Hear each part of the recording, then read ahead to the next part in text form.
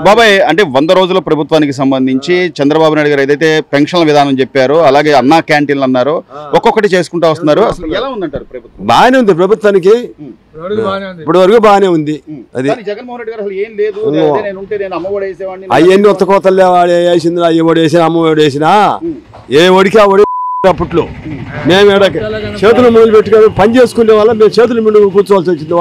వాడు చేసిన ప్రభుత్వంలో ఇసుక లేక అది లేక ఇది లేక మేము టాప్ పని చేసుకునే వాళ్ళమే. అవి మరి ఇప్పటికీ మేము కొన్ని కూర్చొని ఈ వరద వచ్చింది దాని వాళ్ళు సర్లే ఇంకా కొన్ని నెలలు చూద్దాం అని. అది సార్ అంటే జగన్మోహన్ రెడ్డి గారి ప్రభుత్వంలోనేమో మీరు అన్నట్టుగా ఖర్చులు పెరిగిపోయి ప్రతిదీ కరెంటు బిల్లు అని పెంచిండు, నేను ఆ డబ్బులు వేసా ఈ డబ్బులు వేసా అంటున్నారు. అది ఇప్పుడున్న ప్రభుత్వంలో అన్న ఏదైతే అవసరమో అన్నా క్యాంటీన్లు అన్న క్యాంటీన్ బాగానే ఉందా, పెన్షన్లు 1వ తారీఖు ఇవ్వడం కానీ ఎత్తండి గ్యారెంటీ ఒక రోజు ముందే ఇచ్చేయండి ఈ నెలలో. ఇప్పుడు ఆలోచన తగ్గిపోయింది, ఎందుకంటే ఎత్తు మంచి వచ్చాడు. ఆయన ఉన్నప్పుడు ఆలోచన ఎక్కువైపోయింది జనానికి. ఇప్పుడు అది లేదు, ఇప్పుడు అది లేదు, బాగుంది. అది అనేది ఇతనికి గెలిచిన 2 ఆలోచన లేకుండా ఎత్తి మంచోడు ఉన్నాడు, ఏది కూడా పొరపాటు జరగట్లా. ఆయన ఉన్నప్పుడు రేపు ఏం జరుగుద్దో ఇవాళ ఏం జరుగుతుందో ఈ ఆలోచనతో జనం చేశారు కొంతమంది.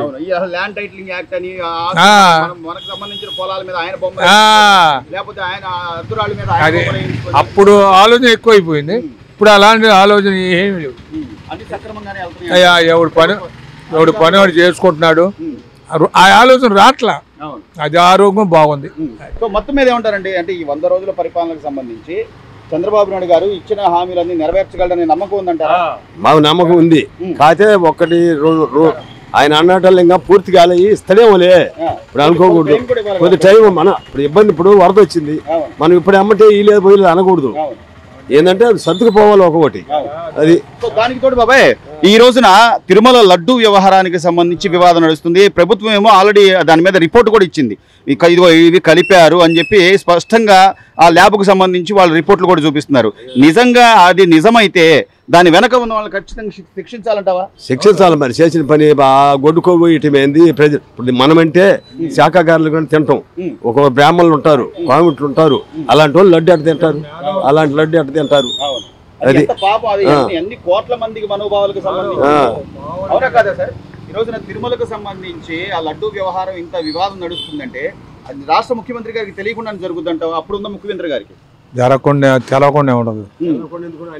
మరి దాని మీద ఆయన కనీసం ఏం మాట్లాడకుండా అదేమంటే 100 రోజులు చంద్రబాబు నాయుడు ఏం చేయలేదు అందుకని దీన్ని డైవర్ట్ చేస్తున్నారని చెప్పి మాట్లాడుతున్నాడు. ఏదో వంక పెట్టాలి కదా, నంబర్ అంటావా? జగన్మోహన్ రెడ్డి మాటలు అది పోయింది, ఆ రోజు నమ్మిన రోజులు పోయినాయి. ఈ తాప మాత్రం నమ్మరు. ఒకవేళ చేస్తానన్నా ఇంకొక ఈ పెంచుతాను ఇంకా 10,000 పింఛన్ ఇస్తానన్నా కానీ ఏమో వేయరు. మంత్రి దేవతలు కట్ల అందిస్తున్నారు, అన్ని ఆయన ఇచ్చిన జరుగుతాయి. అది ఓపెన్ లేదు, డబ్బు వద్దంటే ఇస్తున్నారు నీ బొట్టాయనలు. ఆయన చెప్తున్నాడు సార్, అంటే గతంలో లాగా అప్పులు చేసో లేకపోతే ఆస్తులు తాకట్టు పెట్టో సెక్రటేరియట్ అట్లా నేను చేయను, సంపద సృష్టిస్తాను, పరిశ్రమలు తీసుకొస్తాను, లేకపోతే కేంద్రం దగ్గరికి వెళ్ళి నేను పోరాడతాను, కేంద్రం దగ్గరికి వెళ్ళి నేను నిధులు తీసుకొస్తాను చెప్తున్నాడు. అవన్నీ చేయగలడంటావా? గ్యారంటీగా.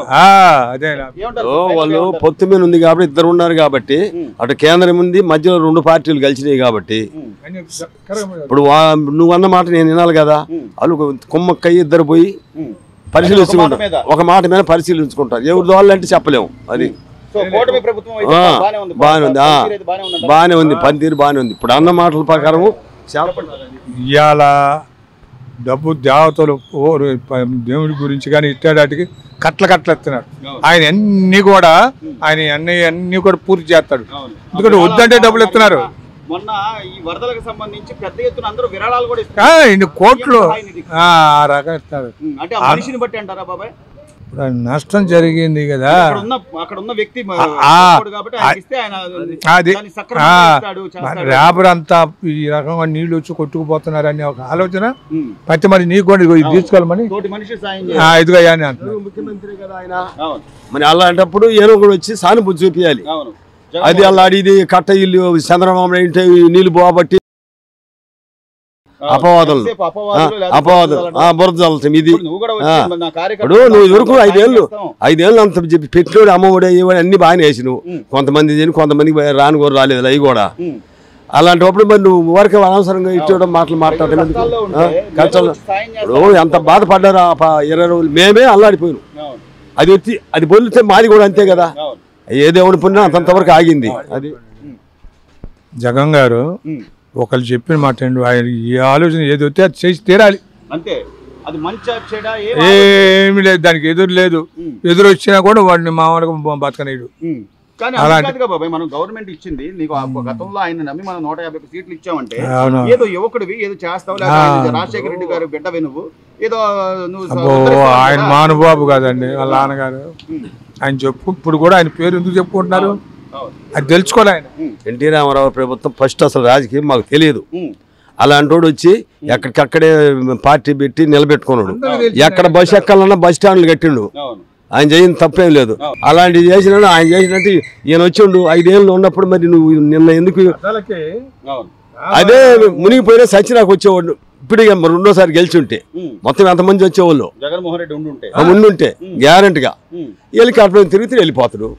వాళ్ళంతా ఎందుకు నీళ్ళలో నిలబడి అవునా కట్టలు వేయటం ఇవన్నీ. ఆయన ఊసంత అన్నాడు లోతుల్లో ఆ రకంగా సేవ చేస్తాడంటే ఆయనకి ఏం కాదు, ఏం తక్కువ, అది ఎందుకు చేయాలి? పదాల గురించి ఒక దేవుడు